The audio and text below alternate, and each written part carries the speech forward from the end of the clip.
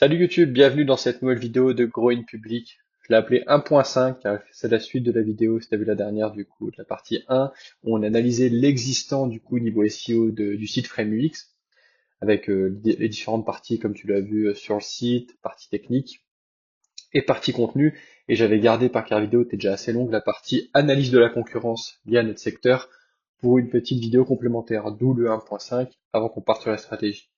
Donc on rentre direct dans le vif du sujet, analyse de la concurrence. Donc sur un mot-clé ciblé, moi ce que j'ai pris, création de site internet, c'est très très concurrentiel dans notre secteur, donc je suis plus parti sur quelque chose de plus spécifique, donc de la création de site internet sur Webflow, donc agence Webflow en termes de mots-clés.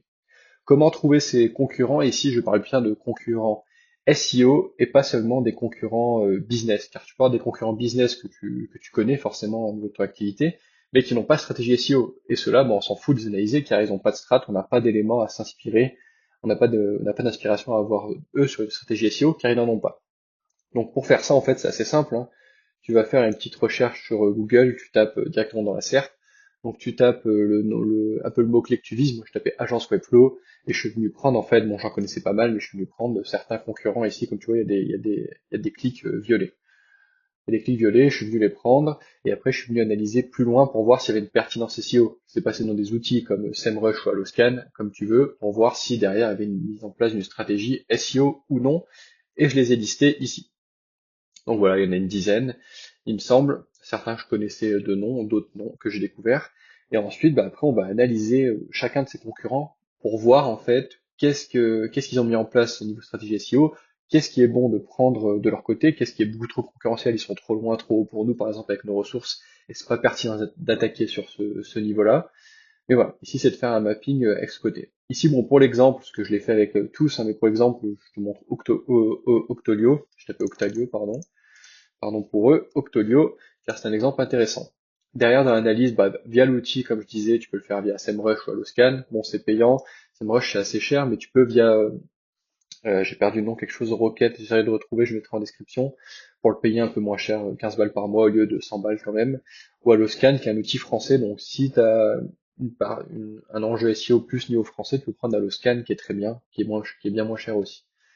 Après, tu as le plan gratuit pour le poncer 14 jours au pire, et après tu peux faire des plans gratuits à chaque fois. Niveau source de trafic, en fait, comme tu vois ici, il y a plusieurs enjeux, et à chaque fois, c'est à peu près les mêmes que lorsqu'on a analysé notre propre site. En fait, c'est logique, on va faire la même chose pour chaque concurrent. Donc, niveau source de trafic, Octolio, ça a 4K de visites organiques par mois, donc il y a du SEO. Notamment 97% de ce trafic organique, il n'est pas brandé, donc c'est pas quand les gens tapent Octolio dans la barre de recherche, donc il y a un enjeu SEO, ça confirme encore plus. 1800 mots-clés positionnés et un marché français à 98%. Donc ça nous intéresse pour nous. Niveau off-site, donc vraiment autorité de domaine, le domaine à eux il a 4 ans. Ça, c'est intéressant car si j'ai un autre exemple qui arrivera après. Une autorité à 27, donc c'est beaucoup supérieur à nous, nous on était à 8 si tu te rappelles bien, un nombre de domaines de référents de 200 à peu près, et il y a une stratégie de netlinking, donc de backlink en place. Ici, après avoir analysé les différents types de backlink, je montre à quoi ça ressemble dans SEMrush. Ce que j'ai vu que nos concurrents faisaient, qui est intéressant, ce qui est plus classique, c'est un peu d'achat de liens sur des blocs thématiques, ici il y a l'informatique, il y a Webflow, il y a Web Design, choses comme ça, des échanges de liens, des guest blogging sur des articles, sur des blogs pareils qui sont liés à ces thématiques, venir écrire et mettre son backlink sur ces articles-là. Des backlinks aussi, ça c'est intéressant, ils le font tous, sur les sites clients. Plus qu'on produit de websites, en fait, autant mettre à la fin, tu sais, dans le footer, quelque chose designé par cette agence. Ça te fait un backlink gratos, entre guillemets, ou le mettre dans les mentions légales. Ça, c'est intéressant. Et après, petit hack qui a été fait de la part de Digidop, qui est vraiment pas bête sur Webflow. Je vais te montrer ici. Ils ont créé tout un système de backlink, car Digidop, ils ont fait beaucoup de contenu sur Webflow pour l'apprendre aux gens avec des vidéos YouTube. Et à chaque fois, ils ont créé un nom de domaine, en fait, un projet, on va dire test gratuit, sous le nom de domaine webflow.io. Ici, c'est un template pour faire des tabs avec Client First, par exemple, et ils le mettent disponible pour les développeurs Webflow. Et ça, à chaque fois, ici, tu passes ma souris, tu vois en bas à gauche, ils ont mis un lien qui redirige vers Digidop. Et ça leur permet, je ne savais pas, donc c'est un très bon hack, d'avoir un backlink à chaque fois d'une autorité de 22 de la part d'un site avec webflow.io vers leur site. Donc ça, ils en ont, j'en sais rien, une quarantaine, une cinquantaine. Donc ça renforce leur autorité, donc c'est un bon hack. Surtout que nous, On a fait du contenu YouTube, pareil, sur des petites choses sur Webflow qui n'étaient pas faites justement sur la partie français, donc c'était intéressant de le documenter. On pourrait très bien l'argumenter avec un article de blog, une vidéo YouTube, un duplicable avec un backlink vers nous, un contenu LinkedIn, donc un contenu qui nous fait plein de choses, donc ça super intéressant à noter. Derrière ici, je notais pas mal d'opportunités de backlink qui reprennent ces idées avec les différents concurrents, qui peuvent être intéressantes pour nous. Mais sinon, comment tu analyses ça? Parce que je ne l'ai pas montré. Tu vas dans SEMrush. Ici, tu vois, j'ai mis Octolio. J'ai un peu toutes les données en gros sur Octolio. La partie trafic, moi aussi, ils ont quand même une baisse, mais il y a toujours quand même du SEO bien mis en place. Leurs mots-clés organiques. Ici, avec la liste de mots-clés, on va revenir. Mais pour la partie backlink, ce que tu fais, hop, tu vas dans la partie backlink. Tu cliques là. Tu organises par authority score pour voir les plus gros, etc. Et là, tu vois que bien c'est leurs clients, chaque fois dans les mentions légales, des choses comme ça. Ici, un classique listing des top agents, choses comme ça. Donc, c'est super intéressant d'avoir ces backlinks. Mais sinon, c'est beaucoup de leurs clients, j'ai l'impression aussi. Et voilà, des top agences. Voilà, clairement, c'est ça leur stratégie à eux. Et ce que j'ai retrouvé sur les autres concurrents, c'est à peu près la même chose avec un peu de guest blogging. Voilà. Hormis sur un site particulier que j'ai noté qui est Akaru, ou qui n'ont pas beaucoup de stratégie SEO, pas de grosse architecture, pas de contenu, mais c'est un site avec un nom de domaine très vieux d'une vingtaine d'années, et il rank sur création de site web sur Lyon, donc il est très concurrentiel. Pourtant, il y a très peu de contenu, donc ça doit être qu'ils ont vraiment une grosse street cred en place pour ranker sur ce nom. Ensuite, niveau structure et content, donc c'est vraiment l'arborescence du site. Ils ont tous plus ou moins la même chose, hein. À chaque fois, une home page, une partie service où il y a toutes les pages transactionnelles, donc les pages où on veut passer à l'action, prendre un rendez-vous, demander un devis par exemple, création de site internet, refonte de site internet pour Octolio, migration de site, web design, landing page, agence webflow. Eux, ils ont vraiment pensé pour le SEO, de la landing bien travaillé. Ils ont même fait des sous-dossiers avec des sous-pages. Exemple, Octolio slash création de site internet slash, ici j'ai mis slug avec la variable, qui est une feature liée à cette chose. Liée à la création de site internet, on va parler de votre site vitrine, optimisation SEO, multilingue, du responsive. Donc c'est intéressant, c'est des contenus SEO poussés, on verra plus tard dans l'analyse des mots-clés, que ces requêtes, on va les retrouver justement. Partie réalisation, donc ici, pas sûr qu'il y ait un enjeu SEO, on peut mailler un peu avec du SEO et faire des liens internes vers les pages transactionnelles avec des cas clients. Une page carrière, donc intéressant, on se rappelle pour notre score EEAT, notre street cred en gros, et la partie blog qui est la grande majorité de leur trafic, ici 73% de leur trafic, et eux ce qui est assez intéressant, c'est qu'ils ont beaucoup de contenu, je trouve, assez transactionnel sur leur blog. Ce que j'entends par transactionnel, c'est ici je vois des articles sur leur blog, refonte vs migration, quelle est la meilleure solution pour votre site, donc boum, là je sais qu'il va y avoir des liens internes vers leur page refonte de site web, migration de site web, intéressant, migration de site WordPress vers Webflow, donc c'est intéressant qu'ils vont prendre le mot-clé WordPress qui a un gros volume, et ici ils expliquent en fait comment ils font leur service de migration, donc j'imagine qu'il y a des liens internes vers migration, etc. Donc ça, super intéressant au niveau du blog, et une page contact classique. Derrière tous leurs mots-clés, donc ce que j'ai fait pour leurs mots-clés, sur SEMrush, tu peux aller dans la partie mots-clés, et tu peux exporter tous leurs mots-clés. Et après, je l'ai mis sur un fichier Excel, et derrière, il y a tout, keyword, leur position dans la SERP, le volume, la difficulté, le CPC, l'URL, et leur trafic. Et ça, bah après, je suis venu à la main un peu voir qu'est-ce qui pourrait être intéressant pour nous, on pourrait se positionner en termes de difficulté, choses intéressantes, voir ce qu'ils ont mis en place un petit peu. Il y en a beaucoup, hein, il y en a 1800. Et derrière, j'ai fait une recherche un peu plus courte pour voir ce qui était transactionnel, avec des mots style agence, mots plus liés à Webflow. Et j'ai regardé des mots-clés qui étaient intéressants, avec des volumes intéressants, et des keywords difficulté assez faibles, où on pourrait venir s'inspirer un petit peu, par exemple. Et ici, justement, on voit aussi qu'ils ont fait une grosse stratégie en place de SEO programmatique, avec du agence Webflow slash nom d'une ville, par exemple. Il y a une requête qu'on verra plus tard assez prisée.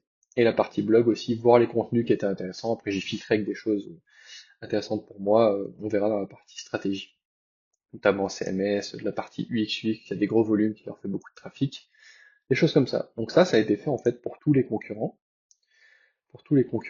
Et ici j'ai noté autre data intéressante, bah, le hack au niveau Digidop, et aussi lien article. Ça c'était fait par Wiflow et Digidop.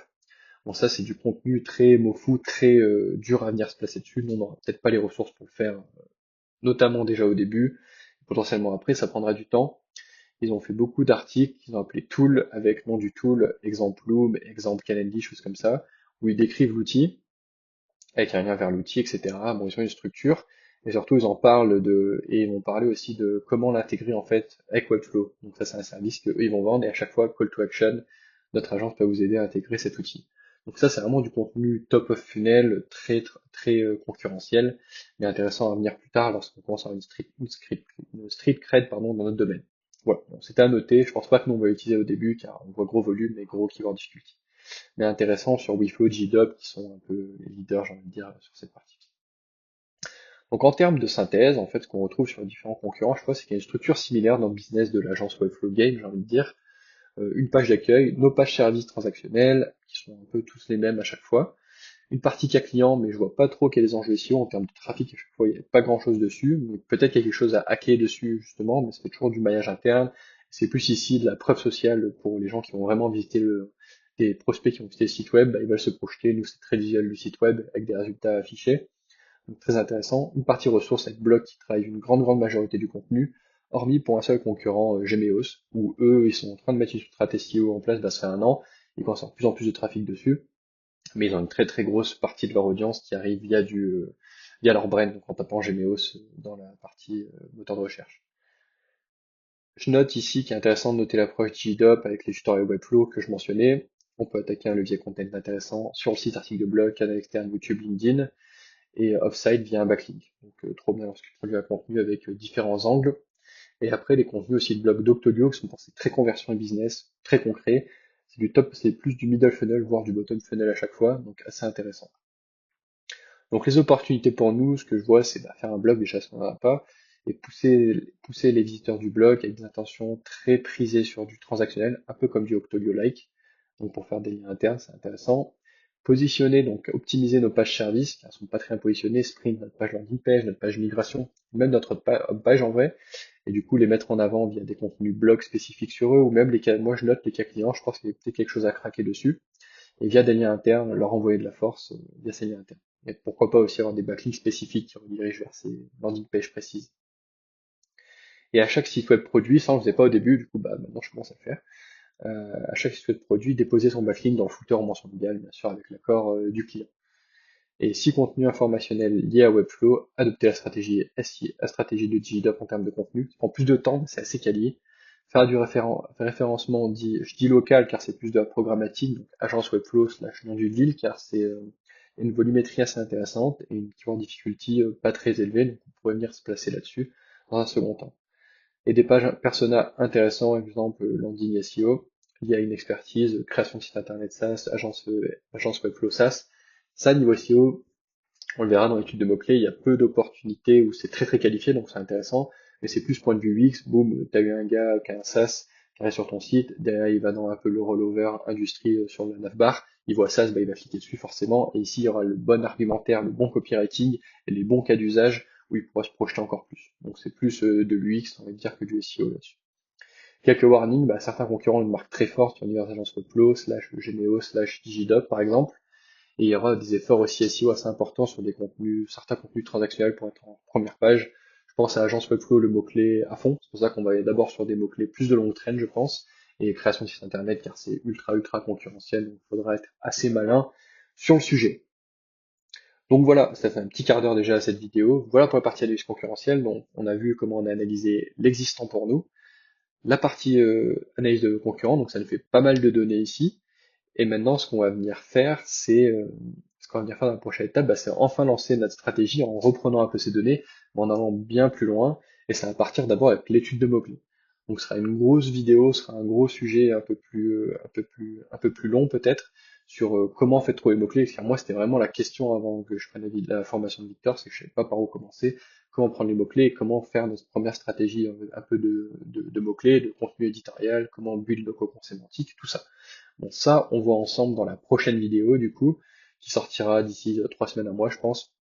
Donc écoute, si cette petite aventure te plaît, déjà, tu as pas mal de contenu, toi, pour commencer à analyser un peu l'existant, j'ai envie de dire, de ton site web, faire l'audit, l'existant, et analyser un peu tes concurrents, et après, on verra vraiment la partie mots-clés, et la définition de la stratégie, et après, il y aura plus qu'à lancer. Donc, prochaine vidéo, dernière vidéo, très, on va dire, théorique sur stratégique, et après, ce sera de la mise en place, et de l'analyse de data, et de la production, tout simplement. Donc voilà, écoute, j'espère que cette vidéo t'a plu. Comme d'hab, si tu kiffes, like, partage, commente, c'est important, ça me pousse à continuer à documenter ça, car ça prend du temps de le documenter en plus.